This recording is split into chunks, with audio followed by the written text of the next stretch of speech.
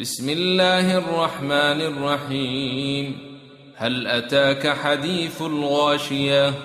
وجوه يومئذ خاشعة عاملة ناصبة تصلى نارا حامية تسقى من عين آنية ليس لهم طعام إلا من ضريع لا يسمن ولا يغني من جوع وجوه يومئذ ناعمة لسعيها راضية في جنة عالية لا يسمع فيها لاغية فيها عين جارية فيها سرر مرفوعة وأكواب موضوعة ونمارق مصفوفة وزرابي مبثوثة